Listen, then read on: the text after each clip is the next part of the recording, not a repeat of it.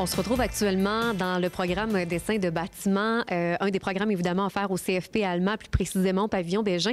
Jean, parlez-nous un petit peu, entre autres, des conditions d'admission pour l'un ou l'autre des différents programmes. Okay. Donc, la majorité de nos programmes, ça prend français, mathématiques, anglais de secondaire 4.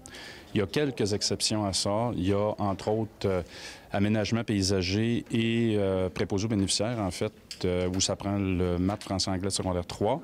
Et en santé, assistance et soins infirmiers, qui prend le maths, anglais de 4 et le français de secondaire 5.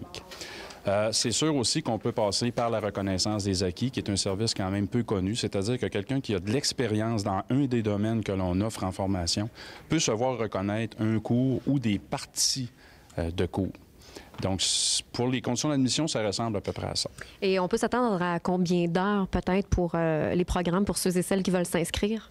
Bon, c'est très variable. Mon directeur en parlait tout à l'heure. Je vous dirais, ça peut jouer de 300 à peu près à 1800 heures un programme. Okay? Donc, on calcule normalement 900 heures par année. Ça vous donne une ordre de grandeur.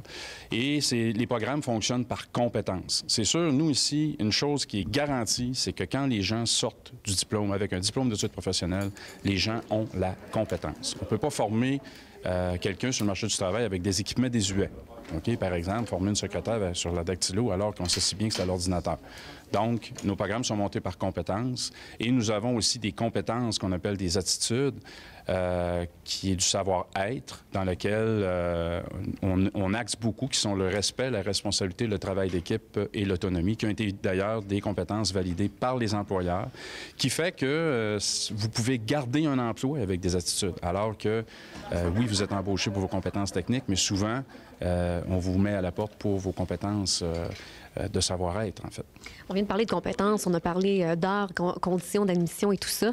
Quand on fait un DEP comme ça en études professionnelles, est-ce qu'on a un bulletin? Comment ça fonctionne?